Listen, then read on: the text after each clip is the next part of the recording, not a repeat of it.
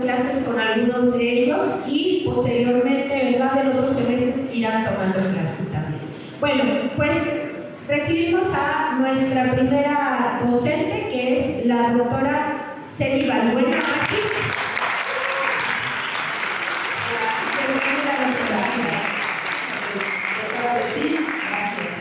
Bueno, es un gusto, un placer estar aquí el día de hoy, en la Semana de la Ciencia Política, y hablar precisamente sobre unas preguntas que muy amablemente ustedes hicieron llegar. Bueno, entonces, miren, la dinámica es ir respondiendo las preguntas, pero antes de eso vamos a hacer una pequeña introducción. Sí, a ver, presentamos a los ponentes, a toda nuestra mesa, y posteriormente ya vamos a darle la presentación. Bueno, posteriormente tenemos a la doctora Emma Canales de la Fuente, también con nosotros.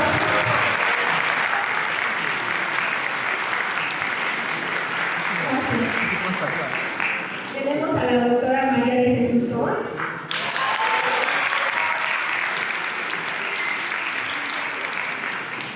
Al doctor Oscar Jiménez.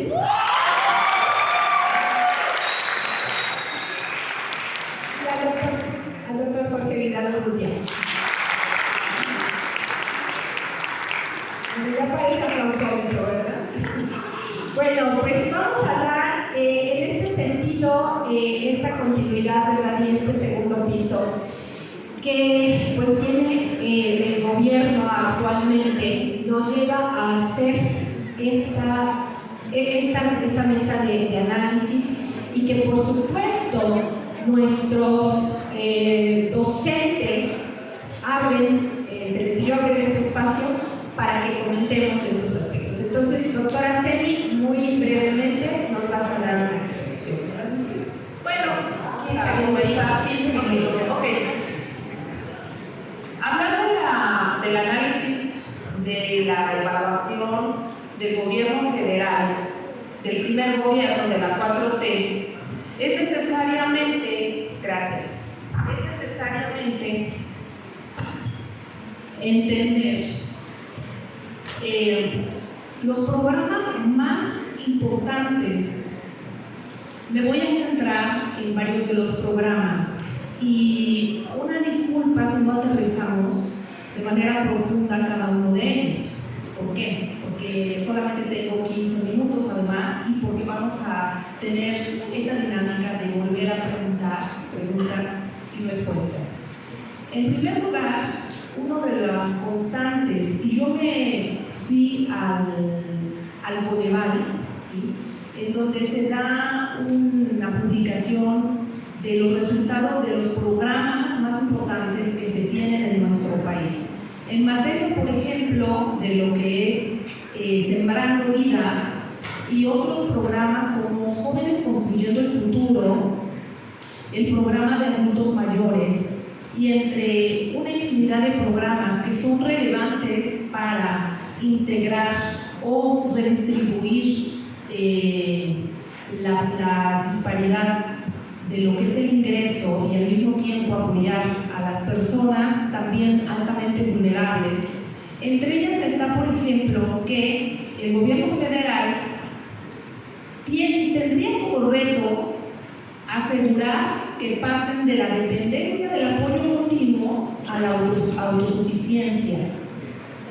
Es algo que nosotros tenemos que valorar de una manera muy importante, porque si nosotros tenemos programas sociales o políticas públicas que en determinado momento podemos entenderlas como asistencialistas, lo único que vamos a hacer es tener una parte de nuestros ingresos, ¿verdad?, de nuestros impuestos, donde se va precisamente el gasto público, pero que al final no se vaya a tener una autosuficiencia. En este programa, por ejemplo, de Sembrando Vida, no solamente es redistribuir el ingreso, sino también que los mismos sembradores, los mismos campesinos, puedan ellos, por ejemplo, tener una autosuficiencia en la alimentación, Pero también otro de los retos que están marcando la constante, no solamente en México, sino en el mundo, es, por ejemplo, el cambio climático, las inundaciones, las lluvias. Entonces, todo esto, de acuerdo a las capacidades de las personas beneficiarias, es una manera también de los retos que tiene la cuarta transformación. A mi parecer, hay otros programas de infraestructura pública muy importantes, como por ejemplo el Tren Maya y todo lo que son la política ferroviaria. La política ferroviaria, así como ustedes saben, algunas paraestatales fueron privatizadas.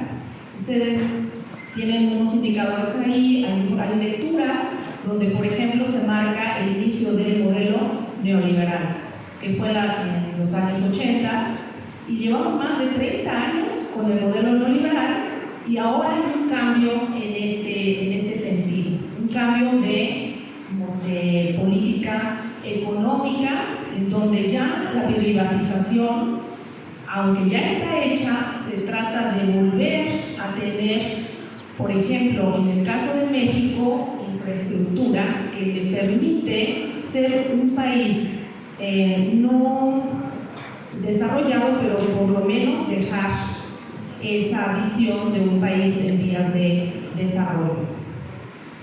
Sabemos que la situación en lo que sería el sector salud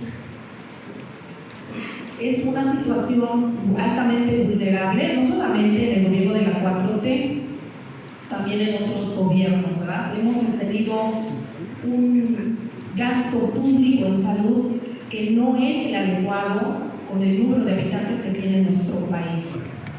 Y hay unos puntos que merece o que es de gran importancia resaltar y recalcar el día de hoy, como por ejemplo el número de médicos, de especialistas por cada 100,000 habitantes en nuestro país. Ustedes saben que el sector salud se divide en primer nivel, segundo nivel y tercer nivel. Se sabe que en las zonas rurales es muy difícil que la gente se desplace hacia hospitales de primer nivel. Ni siquiera estamos hablando del segundo y del tercer nivel. ¿Qué es el primer nivel? Te enfermas de gripa, tienes una deshidratación.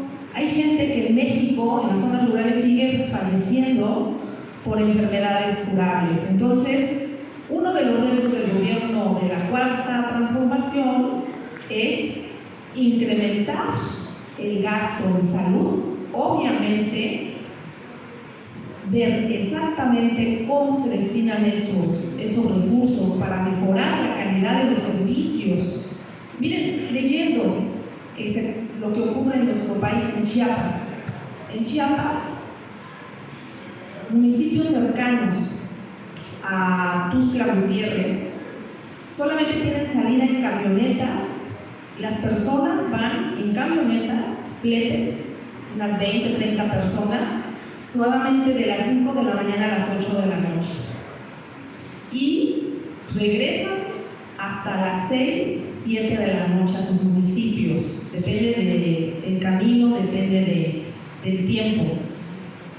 ¿Esto qué quiere decir? Que para accesar al sistema de salud están perdiendo todo el día. Entonces, el acercamiento de las unidades de salud es un punto. La cuestión que tiene que ver con los médicos en México, hay estadísticas que no quieren irse a las zonas rurales, una porque les quedan lejos, otra por la inseguridad, que eso es otro tema que también vamos a tener que tratar en esta mesa, que también es un aspecto donde los médicos dicen no voy porque es inseguro, ¿sale? Bueno, vamos a continuar hablando sobre otros aspectos, pero a mi parecer creo que hay bastante por hacer todavía en nuestro país y de manera significativa me da muchísimo gusto que México ahora tenga punteros en variables macroeconómicas que le permiten tener una tendencia a la alza, no solamente en Latinoamérica, sino a nivel mundial, que eso es otro aspecto también que hay que valorar, así como hay que hacer un esfuerzo por entender las dificultades del gobierno federal. También hay que aplaudir los avances que se han tenido en términos de materia macroeconómica. Gracias.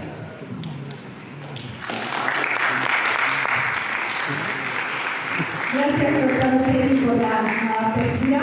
Y bueno, pues vamos a empezar.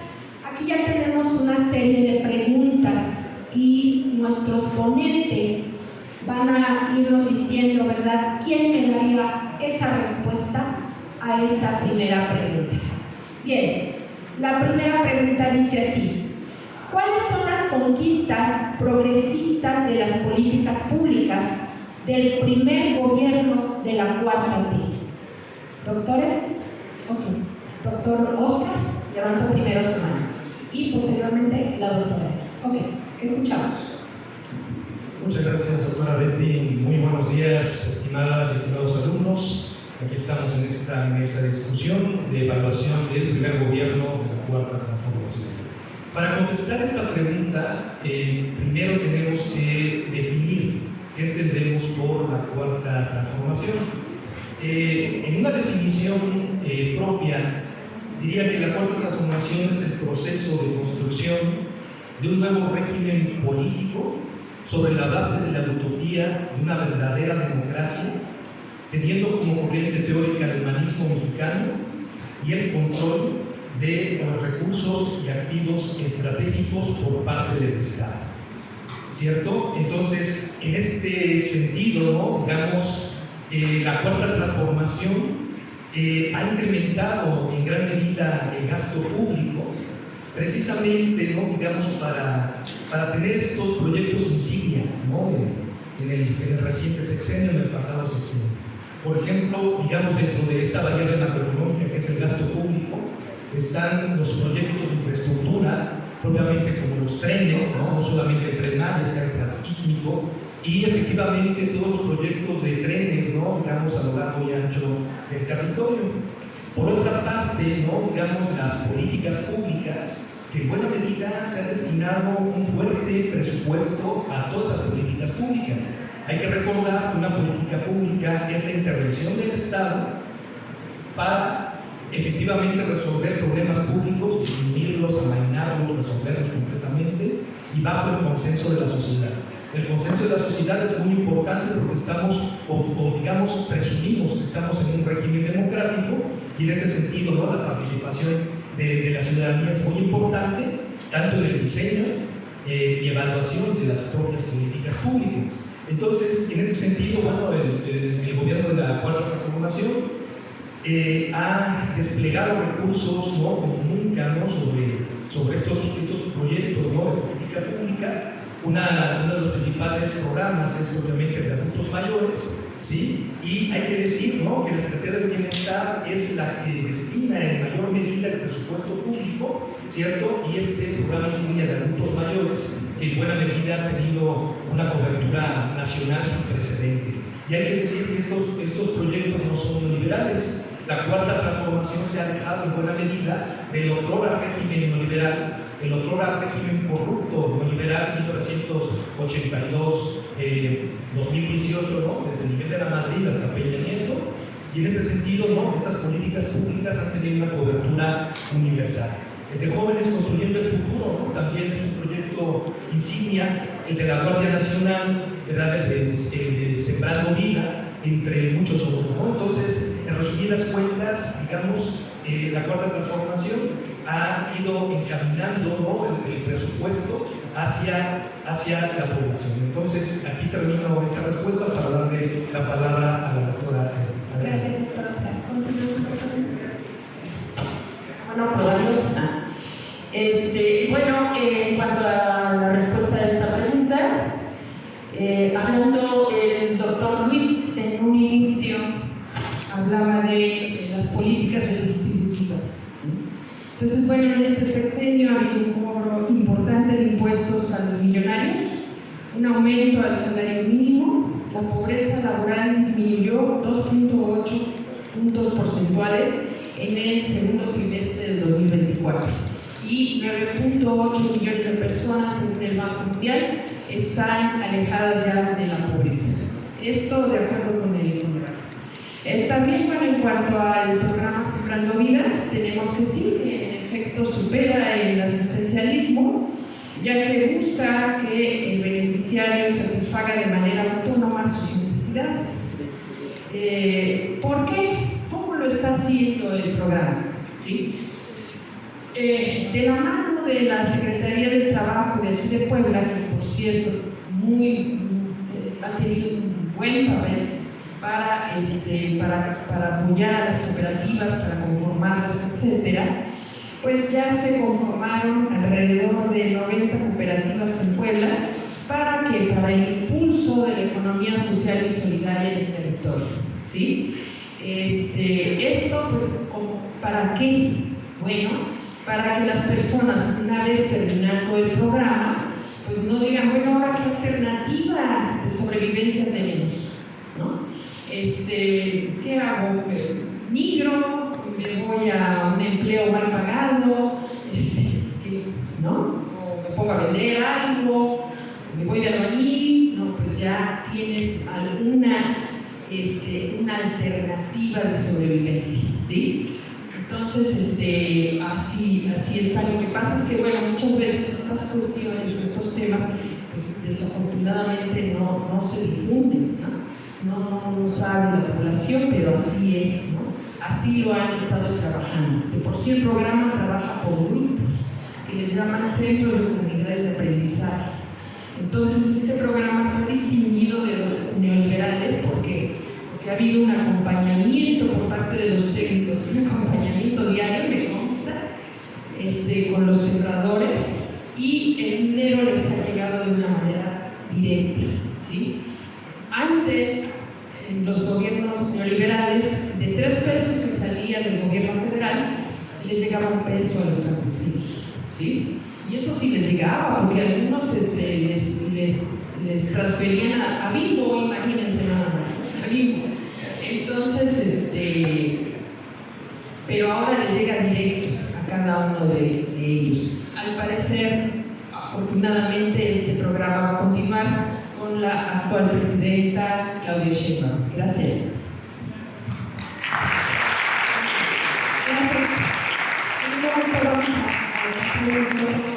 Tenemos otra pregunta y dice así. Claro que sí, doctora, con gusto. Gracias. Gracias a quien hizo la pregunta, muy interesante. Bueno, primero, a mí me gustaría tratar algún día de entender por qué la 4T se llama progresista.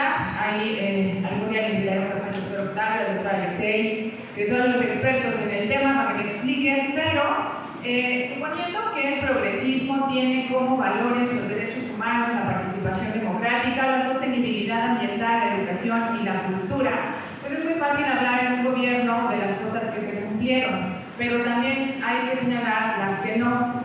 De cada uno de los temas voy a señalar algo. Primero, en cuestión de derechos humanos, seguimos teniendo un alto índice de personas desaparecidas. Y quisiera preguntarle a las madres, sobre todo a los colectivos de las madres buscadoras, ¿cuántos o cuántas de sus hijas y de sus hijos fueron encontrados en este sexenio?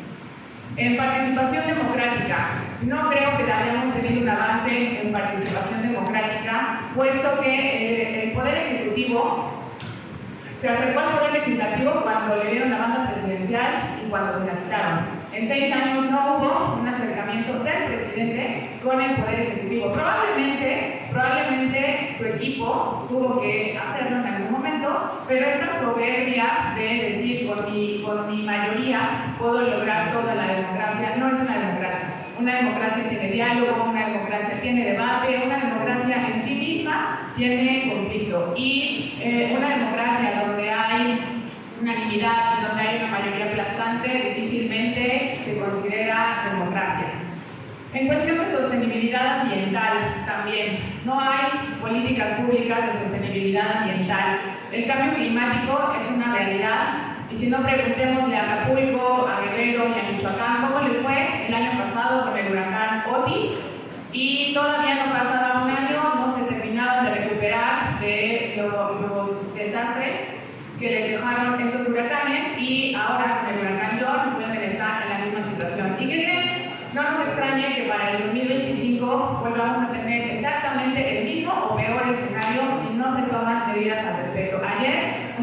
científico de la UNAM, tocaba el tema de la sostenibilidad ambiental y decía que justamente la playa, la cuenca de Guerrero y específicamente Acapulco, pues es ahí como un nido que fortalece por sus características climáticas y geográficas a los huracanes. Entonces, un huracán que se acerque a las costas de Guerrero, ahí naturalmente se va a fortalecer y entonces le va a pegar siempre muy duro a Acapulco. Y vimos devastado Acapulco el año pasado y hoy lo estamos viendo devastado, entonces quiere decir que no hay políticas públicas al respecto, ni para el combate en sostenibilidad ambiental, ni tampoco en la reducción de riesgos de desastres. El FONDEN y el FOPREDEN son dos fondos que hoy no se sabe a qué se destinan, hoy no se sabe cuánto hay y hoy no se sabe cuántos de los damnificados de ambos huracanes son beneficiarios de este programa.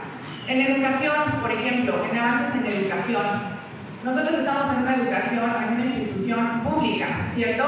Se abrieron más de 100 universidades que proponía el Ejecutivo Federal. ¿A costa de qué? A costa de que las universidades estatales, con un discurso que tiene que ver con corrupción, se les disminuyera el presupuesto. Tanto así que para la organización de la Semana de la Ciencia Política, pues tuvimos que hacer una vaquilla, porque hoy los eventos, no hay presupuesto en las universidades estatales para los eventos de educación. Entonces, el panorama no pinta muy bien, con un secretario de Educación que va a parecer más secretario de Gobernación que de Educación.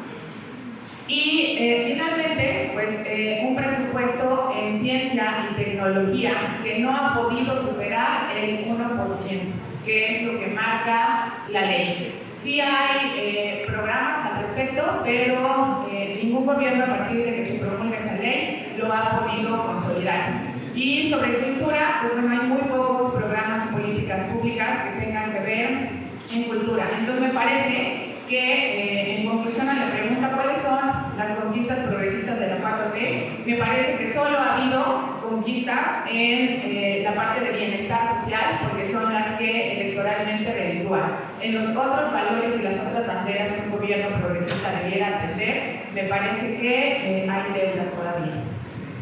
Gracias, doctora.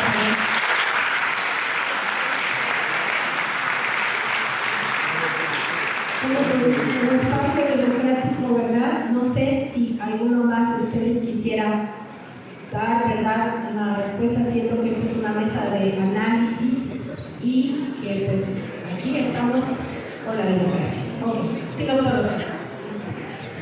Bueno, en ese sentido hay que establecer, ¿no?, que la cuarta transformación tiene una diferencia muy grande, ¿no?, con los gobiernos neoliberales. Habría que ver las violaciones a los derechos humanos durante el neoliberalismo, tan solo con Enrique Peña Nieto, ¿no?, el caso de Ayotzinapa, el caso Canuato, el caso Atenco, ¿sí?, entre otros muchos, ¿no?, que son propiamente, ¿no?, digamos, violaciones graves a los derechos humanos, las desapariciones forzadas, ¿sí?, las ejecuciones extrajudiciales propiamente. Y si nos vamos más atrás, ¿no?, propiamente, ¿no?, los gobiernos neoliberales siempre cometieron atrocidades, ¿no?, en contra de la población mexicana. Entonces, en este sentido, digamos, la cifra más alta de desaparecidos la tenemos en los regímenes neoliberales, ¿no? Y bueno, efectivamente, ¿no?, siguen estando propiamente estas inercias, ¿no?, de violencia, porque efectivamente, ¿no?, en el sexenio de Calderón, bueno, pues esta guerra absurda contra el narcotráfico, que nunca fue una guerra, sí, fue una guerra contra el narcotráfico, más bien fue un reacomodo del mercado, ¿no?, en donde el propio Genaro García Luna está en la cárcel, secretario de Seguridad, que más bien era el jefe de un cártel de narcotráfico de Sinaloa, ¿cierto? Y digamos, este cáncer propiamente se enquistó en buena medida y bueno, seguimos efectivamente sufriendo los estragos de la violencia.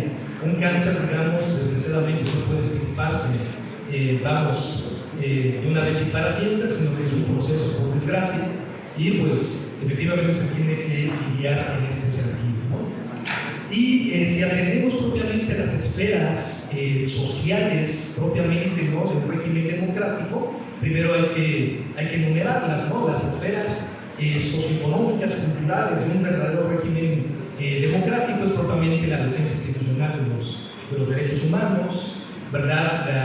La aplicación de los derechos económicos, sociales, culturales y ambientales, ¿no? Digamos, en el sexenio de López Obrador se prohibieron ya, digamos, entregar más concesiones a la minería a cielo abierto, en donde tan solo con Peña Nieto y Calderón se entregaron una gran cantidad de concesiones a la minería a cielo abierto.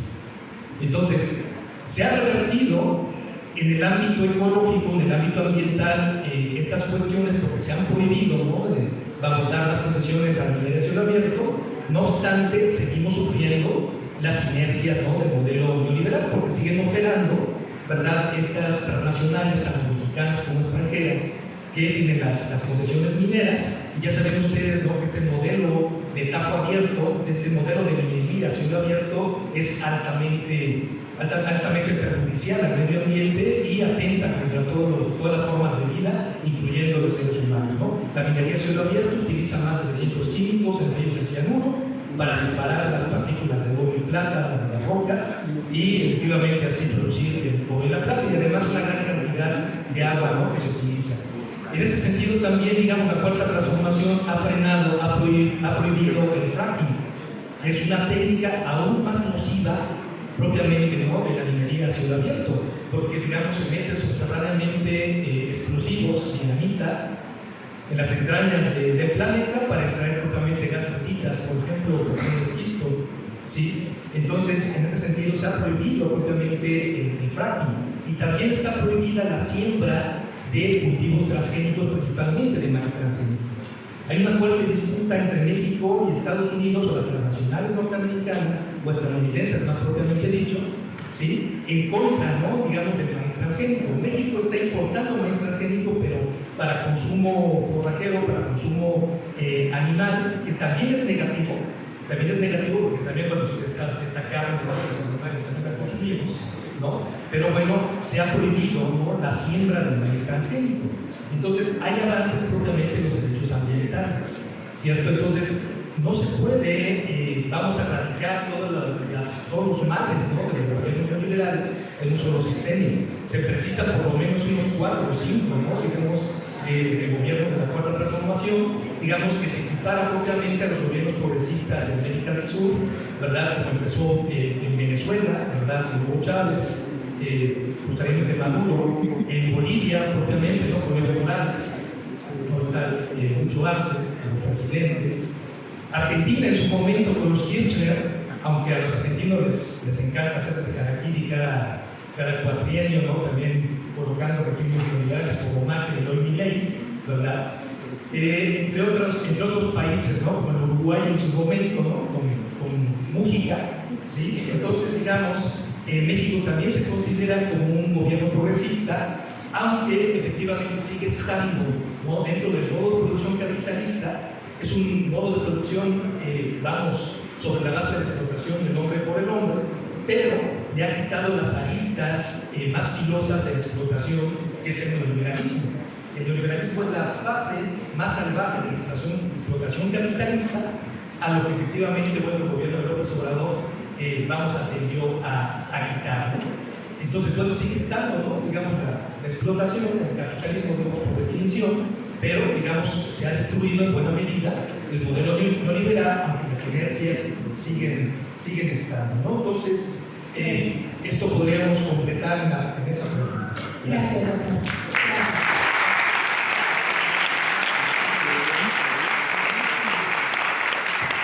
En este sentido, para dar continuidad a otra de las preguntas, dice así: ¿qué tanto puede impactar que por primera vez la Sedena tenga a su primera comandante suprema, siendo México un país machista? Doctor, te escuchamos. Tiene 5 minutos, doctor. Gracias. Bueno, parece que es una pregunta dirigida. ¿Cuántos días doctor? Es una pregunta que se responde muy fácil. Miren, el decreto mexicano tiene por lo menos 90 años de institucionalizado, ¿sí?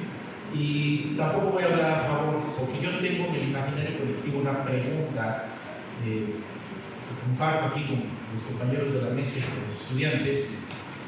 el primer gobierno de izquierda que termina, digamos, en su evaluación de políticas públicas, recargando el peso de su gobernabilidad a una institución, diríamos probablemente del siglo XX, y yo diría del siglo XIX, el ejército mexicano.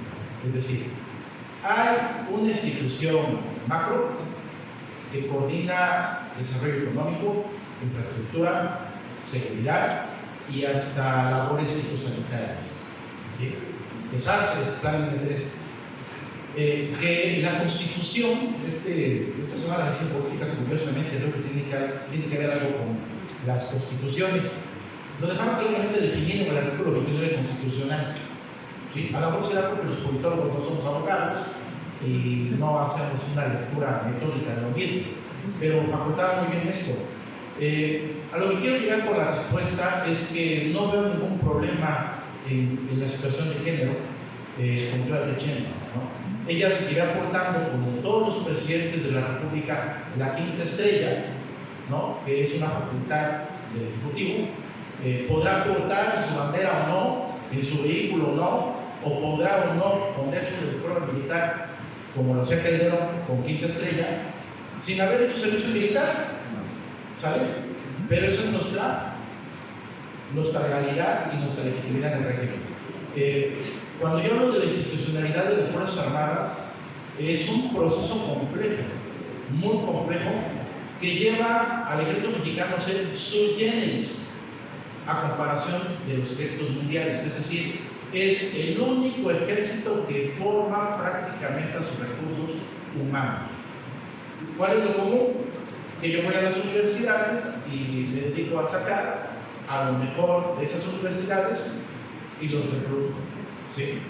Pero en el nuestro tenemos un sistema educativo militar, es decir, el ejército mexicano también educa. Ahí concluyo, es sui generis, es raro, no hay ejército mexicano, no hay un ejército mundial en tiempos de paz como el nuestro, por lo cual yo no creo que la presidenta tenga ningún detalle, ¿no? Tras las marinas seguramente tendrá que soportar el temperamento de más de 2 o 3 generales, ¿no? Hay comentarios en redes sociales de lo que opinan altos mandos del cambio de régimen en México, pero no pasará de algo que seguramente no afecte a la política como tal. Abuso un poquito del tiempo, me pidieron por ahí ese.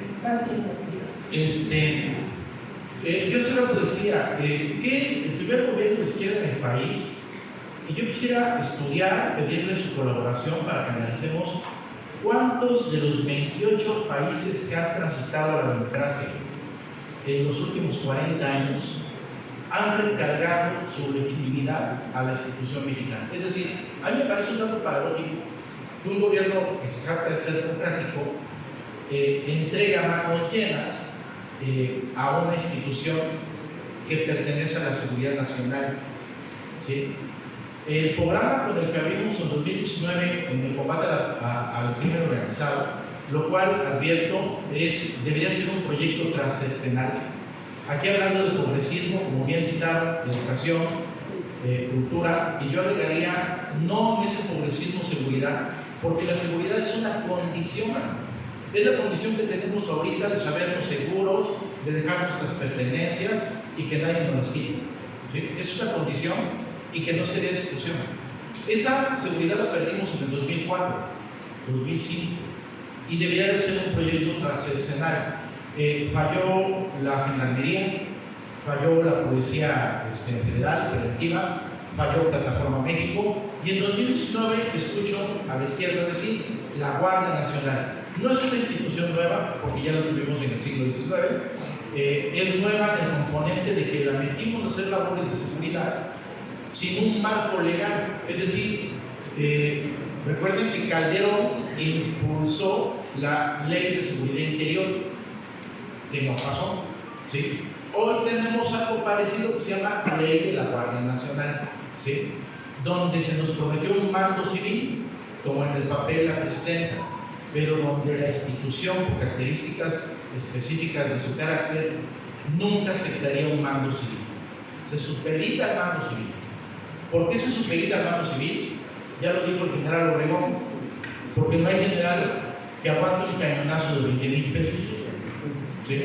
Tendríamos que pensar si esa institucionalización a la que a mí me gustaría hablar y que los invitaría a leer mis papers, en realidad no se traduce a lo que en 1924 decía Obregón, ¿sí? Aquí es un poder fáctico que tengo bajo control porque lo tengo prácticamente alejado de la población, ¿sí? Para mí hay dos instituciones fácticas en este país que no tienen esta problemática, la Iglesia y el Ejército, ¿sí? Todo lo demás de nuestro gobierno, escuchando a los colegas, pues no podía ser menos acentuar el gasto social. Es lo mínimo que yo espero de un gobierno de izquierda, ¿sí? El apoyo a los jóvenes, el apoyo a los adultos mayores, pero el tema de la educación, bueno, es otro tema estructural, es otro tema que venimos arrastrando, no digo desde los gobiernos priistas o panistas, de antes, ¿sí? Y que la política educativa como tal, pues no hay presupuesto que alcance, ¿no? Los invito a leer el libro de Isaac Katz, que se llama La Constitución y el Desarrollo Económico en México. El artículo 3 está donde debe estar, en las garantías individuales. ¿Qué es lo que está ahí? Algo que yo deseo que tengan: libertad de expresión, igualdad ante la ley, educación, salud, propiedad. ¿Cuánto costaría, si me quieren hablar realmente de una transformación, cuánto costaría hacer que ese artículo 3 se volviera un artículo orgánico? ¿Sí? Es decir, garantizar el acceso a la educación de ustedes como se está haciendo hoy. ¿Ok? ¿Y el 123? ¿Quiénes garantizan su acceso a la vida laboral? ¿Sí? Concluyo. A mí me sigue haciendo ruido. Digo, yo sé que cada gobierno tiene que buscar su fuerza y tiene que buscar su identidad. Si a este gobierno le place llamarse segundo piso y al anterior cuarta transformación, yo tengo un compromiso con la academia, tengo un compromiso con mi formación básica, que es la historia. Los historiadores seguimos discutiendo si hubo tercera transformación de México, ¿sí? Que es la Revolución Mexicana, ¿sí? Ahí están los libros de Tobler, un suizo, ahí están los libros de Katz, los Chicago Boys, ni modos, pero leanlos. Ahí están los libros de los canadienses, Lawrence Perry, ¿sí? Por citar otros tantos que cuestionan esa transformación política y cambio de la Revolución Mexicana. ¿Es cuánto? Muchas gracias. Gracias.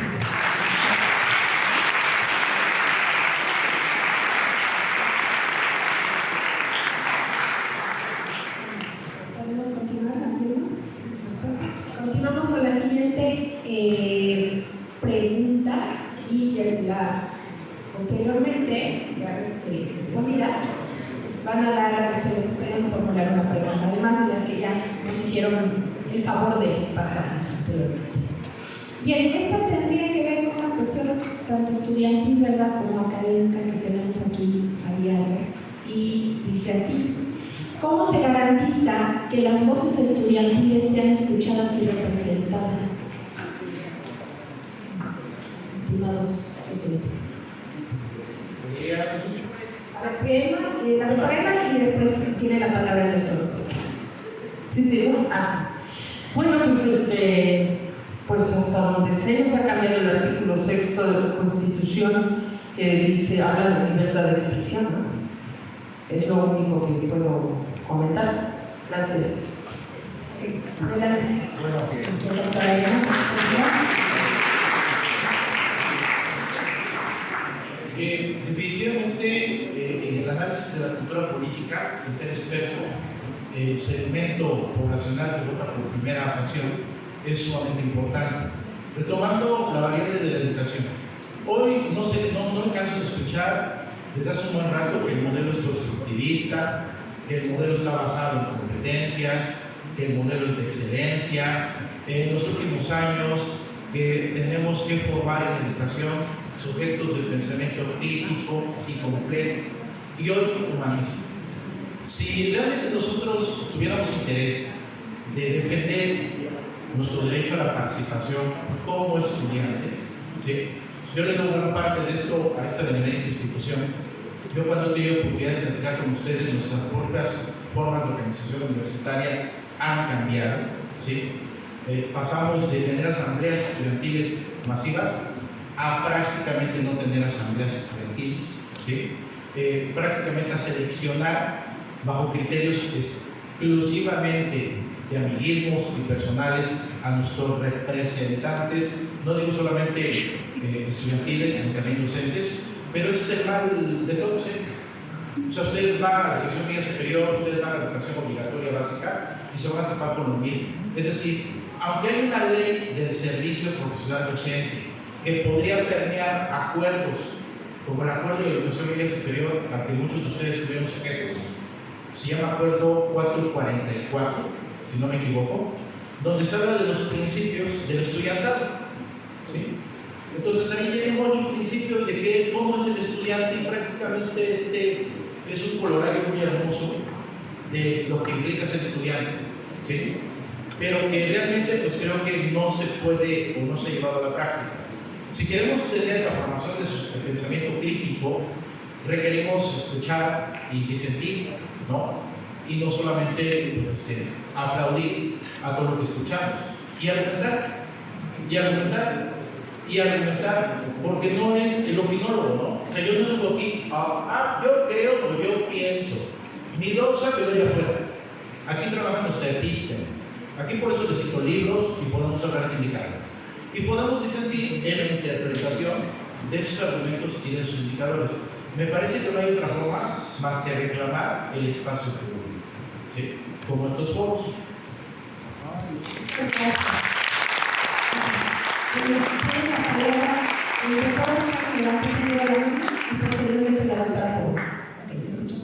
Muy bien, ¿cómo se garantizan las voces estudiantiles, cierto, en los gobiernos de la Cuarta Transformación? Bueno, pues efectivamente, bueno, pues para empezar es un derecho constitucional, como bien lo dice la doctora Ema, ¿sí? Y en este sentido, bueno, es una esfera de régimen democrático, obviamente, ¿no? Nuestro derecho a la libre expresión. Dentro del gobierno, vamos, de la Cuarta Transformación, encabezado por López Obrador y el siguiente sexenio de Claudia Sheinbaum Pardo, se van a destinar con Claudia y se destinaron con López Obrador, vamos, recursos monetarios propiamente a los jóvenes, ¿cierto?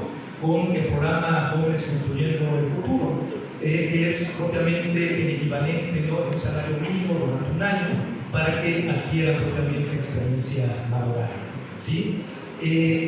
Por otra parte, ya con Claudia Sheinbaum van a empezar a darse recursos propiamente a los niños de preescolar y primaria. Entiendo también, tengo considerado que también a los jóvenes de la secundaria. Entonces, podemos discutir si el recurso es suficiente o no, eso también sería otra discusión, pero ya es un apoyo importante, ¿no?, para los niños y los jóvenes. Y esto garantiza efectivamente, ¿no?, que estén ocupando, ¿no?, las aulas y los asientos en las universidades, en las escuelas de educación básica, educación media básica, etcétera, etcétera, ¿no? Y se tienen también, digamos, datos propiamente que han permanecido más estudiantes en las escuelas a partir de los apoyos que se han otorgado a las familias. Porque también, por ejemplo, un apoyo a los adultos mayores, ¿sí?, un apoyo a los jóvenes, digamos, son entradas de ingresos a las familias, ¿cierto? Digamos, acuérdense que el estudio, ¿no?, de los agentes individuales, ¿no?, con las familias que estudian la microeconomía, en el ámbito microeconómico se ha fortalecido esta cuestión, ¿cierto? La microeconomía mexicana se ha fortalecido el mercado interno y efectivamente esto ha coadyuvado a que los niños y los jóvenes, ¿no?, se mantengan propiamente en las escuelas. Entonces, en este sentido, ¿no?, bueno, la Cuarta Transformación, tiene presente este aspecto, ¿no?, para también alejarnos, ¿no?, del consumo de los estupefacientes, ¿sí?, y las prácticas antisociales. Gracias. Gracias, doctor.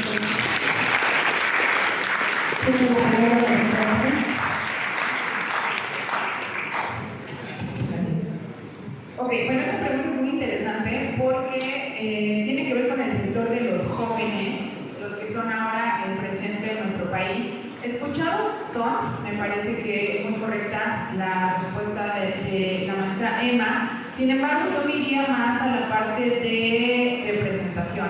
Y creo que a los jóvenes de hoy, si me permite darles un consejo, es que les falta organización. Hay mucha queja, hay detecto este problema, y esto es un problema, y entonces, según nosotros cuando somos jóvenes, porque porque no hace mucho, ¿verdad? Pasé por ahí.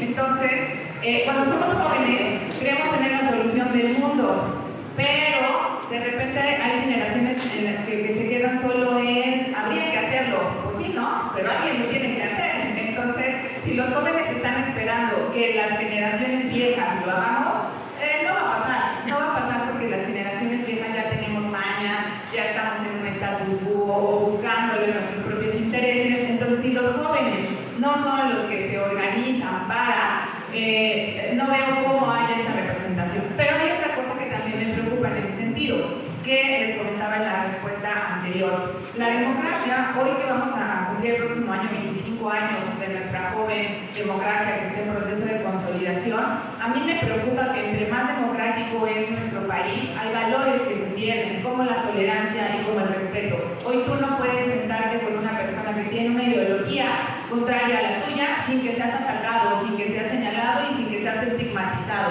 Claro, diría Roberta, el conflicto es inherente a la democracia. Si no hay conflicto, no hay democracia. Entonces, hoy veo eso en los jóvenes, hay mucho ataque personal y eso impide justamente y pues atomiza más la sociedad y les impide organizarse.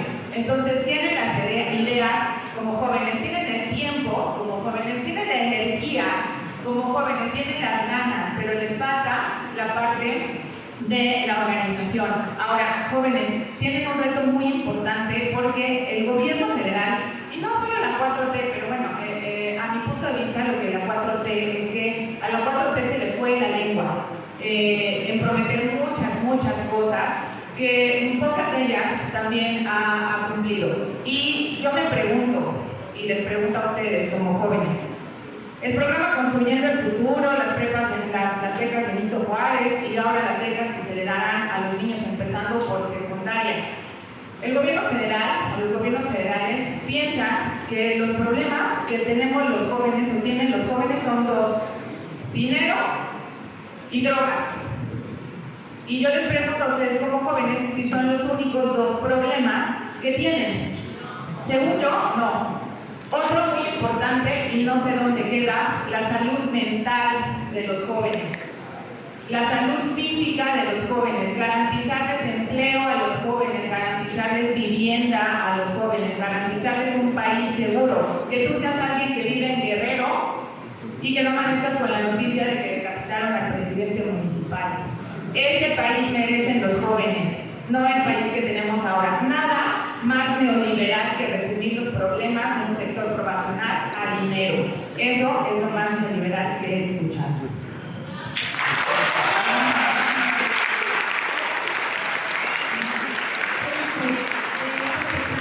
Se abran estos espacios para que todas las voces sean escuchadas y, bueno, nos pide la palabra la doctora.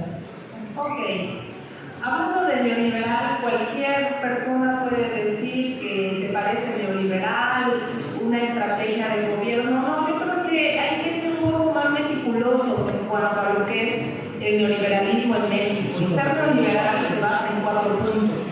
Primero, privatizar aquellas empresas que le pertenecen al Estado. Segundo, una menor intervención del Estado, tan mínima que el Estado se hace prácticamente irresponsable de todo lo que puede suceder. Tercero, liberalización financiera. ¿Sí? Liberalización, ¿qué? Comercial. Entonces, nosotros tenemos una economía mixta. Hay que basarnos muy puntual en lo que tenemos.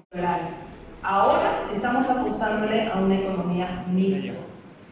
Pero no quiere decir que por eso todo lo que se haga en el gobierno está perfecto. Coincido con la doctora Tobón.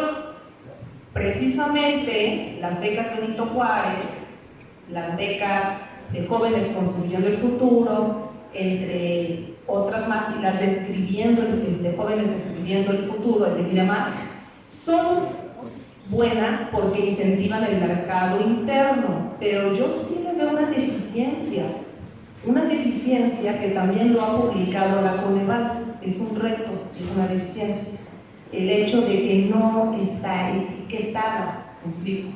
¿Qué quiere decir? Que te llega tu dinero como joven en las, vamos a poner el de Benito Juárez, las becas Benito Juárez, y está comprobado que no por eso se disminuyó la deserción escolar. Entonces, si los jóvenes necesitan ser escuchados o ellos mismos, coincido, organizarse a través también de tener el acceso a la educación, y no es lo mismo llegar a estudiar sin nada en el estómago que aunque sea con un desayuno o un poco de apoyo también a través, ¿verdad? Entonces la maestra que sí, bueno, eso es lo que quería decir. Gracias. Ok, doctora. 2 minutos, doctora. Bueno, para completar las respuestas a esta pregunta, hay que recordar que el modelo neoliberal se basa en 3 pilares fundamentales. Uno, las políticas de ajuste, que van contra o van a reformar propiamente las políticas macroeconómicas, la política monetaria, la política crediticia, la política fiscal, la política salarial, la política cambiaria, ¿cierto? La política fiscal tiene 2 vertientes, política de gasto público, política impositiva, y el modelo neoliberal propiamente no la reestructuró para, en primera instancia, el país no dejara de pagar la deuda externa. ¿Qué había que hacer con el gasto público? Disminuirlo. ¿Qué había que hacer con los impuestos? Incrementarlos o inventarse otros. ¿Qué había que hacer con la política cambiaria? Tener propiamente la moneda devaluada para que efectivamente los términos del intercambio se deterioraran mucho más, ¿no? Y recursos estratégicos como el petróleo, como el gas, pudieran ser saqueados más fácilmente.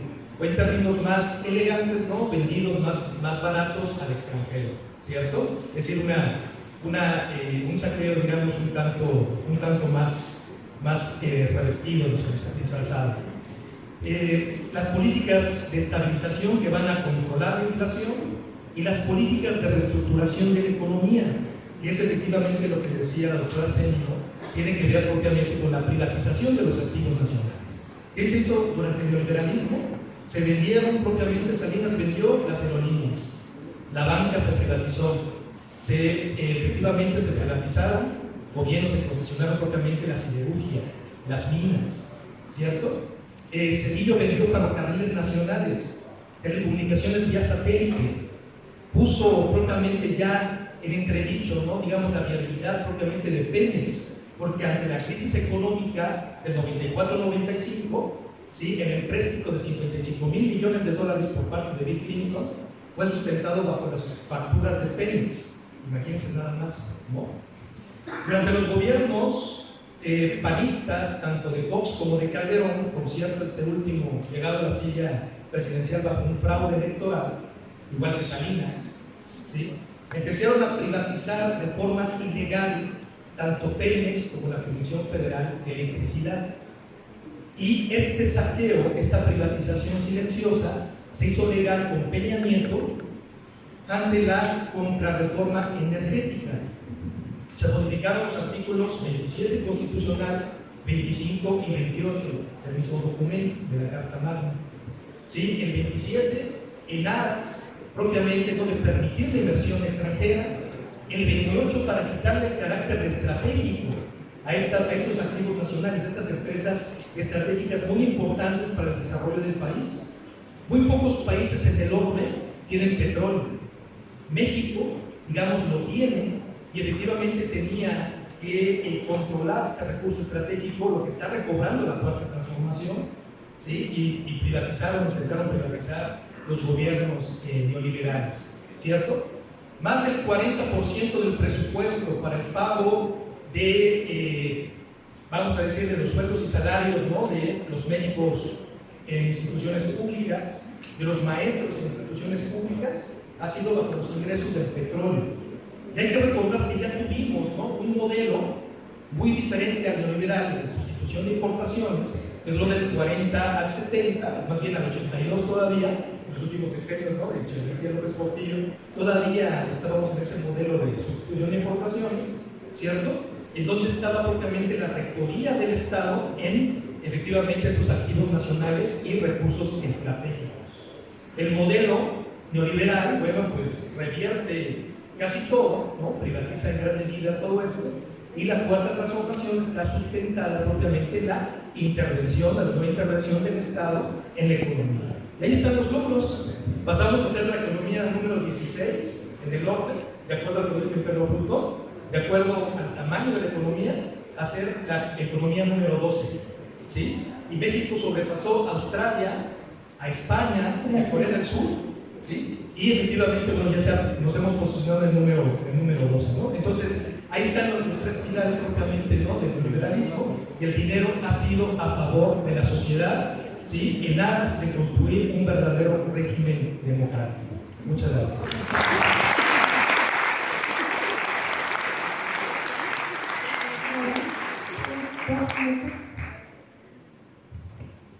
Sí, bueno, solo quería agregar que este programa de Jóvenes Construyendo el Futuro no se les está dando nada más el dinero así por tu linda cara y adiós, ¿no? Sino que están trabajando los jóvenes, me consta, los he visto en campo, están trabajando los que son originarios de los lugares donde están los sembradores de Sembrando Vida, están apoyándolos ahí. Entonces, sí me consta que están trabajando. Y aparte, bueno, pues hay mucha pobreza, o sea, sigue habiendo, desafortunadamente, la pobreza es un problema estructural en el país. Nadie la va a acabar, nadie. Es un problema que afecta a todo el mundo. Entonces es muy complicado que un presidente o presidenta diga, no, yo voy a acabar, no se va a acabar. Entonces, como muy bien dijo la doctora Zeni, pues a quién de estos jóvenes que están en esta situación de pobreza le cae mal ese dinero, pues para comprar comida, para llegar desayunados a la escuela o a la universidad, ¿no? A nadie le cae mal. Gracias. Gracias. Gracias, doctora. Pues bueno, vamos a dar pie a una última pregunta de nuestra audiencia. Por favor, compañeros. Ok, levanta la mano primero, compañero. Por favor, muchas gracias.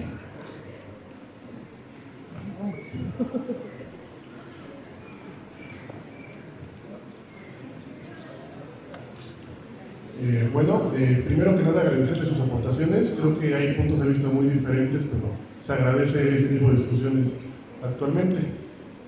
Primero que nada, todos tocaron un tema muy importante que es la democracia. Y creo que, o espero más o menos, que todos mis compañeros aquí tengan un bagaje de lo que es democracia en términos teóricos, se puede decir. Sin embargo, la coyuntura actual que vivimos nos plantea dos panoramas muy polarizantes. Por un lado, tenemos quienes dicen que estamos rumbo a un camino autoritario casi dictatorial o una democracia liberal, por decirlo de alguna forma, y quienes defendemos que estamos en democracia. Creo que vale la pena replantear en este tipo de diálogos lo que vivimos a finales de los 90 hasta 2018. Fue una transición a la democracia, fue un autoritarismo pluralitario, fue una simple apertura plural, y hasta qué punto la 4T en verdad abre democracia en términos populares, porque la democracia que vivimos en los 90 y los 2000 fue una democracia como la describió Enrique Krauss, sin adjetivos, mínima, simplemente electoral. Entonces, yo creo que valdría la pena volver a definir en esas mesas qué es lo que vivimos y qué es lo que vivimos actualmente para poder no perdernos entre tanta retórica que existe.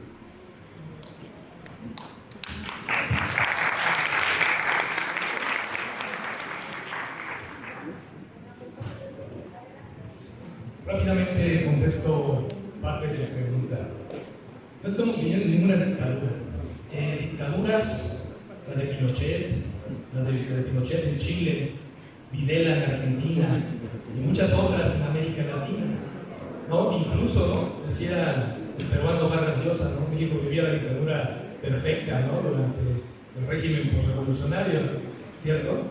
Entonces, aquí, digamos, la derecha, ¿no?, digamos, nuestro país, o los medios de comunicación, atacan propiamente a la cuarta transformación, ¿no?, de ser una dictadura castrochavista, ¿no?, cuando no tienen ni idea de lo que es una verdadera dictadura, ¿no? A nadie los están sacando de sus casas, ¿no?, para irlos a encarcelar, ¿no?, o a meterlos en campos de concentración, como así se vivió la dictadura de Pinochet en Chile, ¿no?, digamos, instaurada en 1973 contra Salvador Allende, en un golpe contra Salvador Allende, ¿cierto?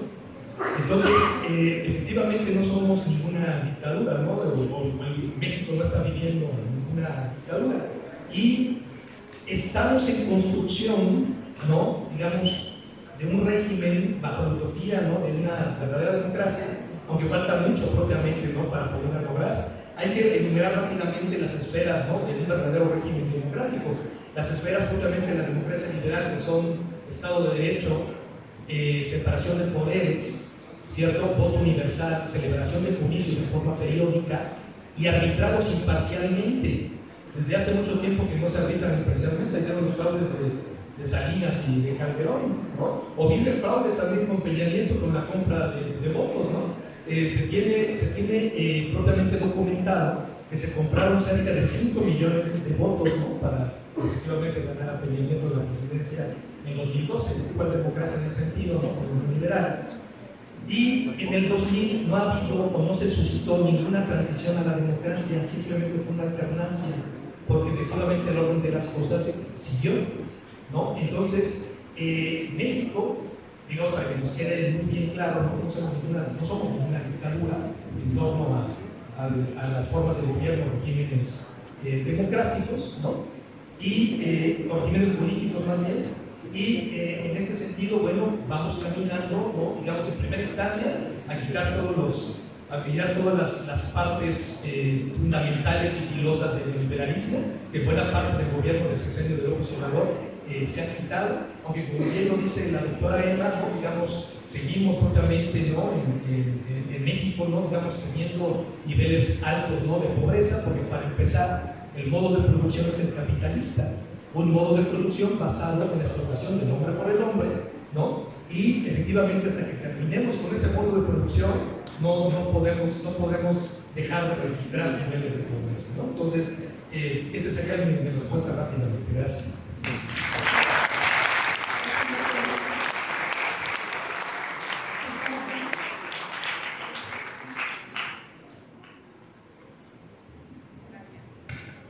Bueno, yo te diría que estamos, según me enseñó mi maestro Cancino, ¿verdad?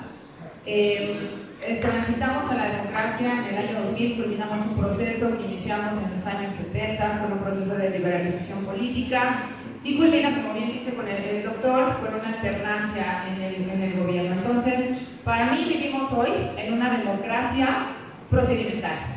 Procedimental, ¿por qué? Porque lo acaba de reconocer el doctor y todos lo reconocemos. El INE cumple con su función, los ciudadanos somos los que hacemos las elecciones, somos libres de votar por quien queremos, o sea, procedimentalmente somos una democracia, sí, pero según yo, seguimos siendo un autoritarismo de facto. O sea, las autoridades llegan democráticamente al poder, pero al mismo tiempo llegan también por procedimientos que son autoritarios, que también tienen que ver, por ejemplo, con compra de votos. No sé si a ustedes, o a lo mejor yo vivo en un lugar todavía muy atrasado, pero a mí sí me ofrecieron dinero por mi voto, y me ofrecieron un tinaco, y me ofrecieron un calentador solar, y no fue el PAN, y tampoco fue el PRI, fue un candidato de Morena, que era su tercer intento por llegar a la presidencia municipal, y pues dicen la tercera es la vencida, y ahora sí tuve dinero y pues entonces compro votos, ¿no? Entonces hay cuestiones que siguen siendo autoritarias. Entonces yo a la democracia procedimental de México no le reprocho nada, la ley se cumple, pero por otra parte, de facto, tanto en las acciones de gobierno como en la cultura política, seguimos teniendo, fíjense,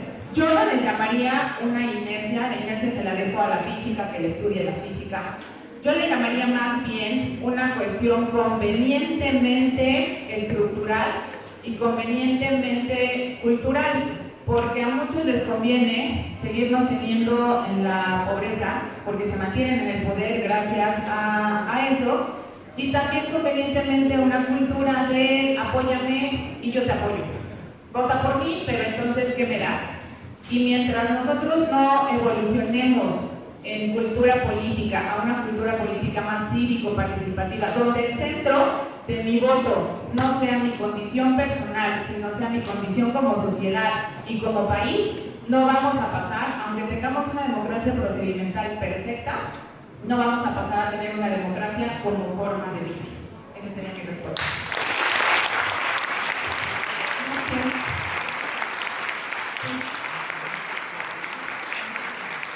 Pues agradecemos a todos ustedes que el día de hoy nos hayan, pues, ahora sí que galardonado con su presencia. Recuerden que estos eventos de verdad son organizados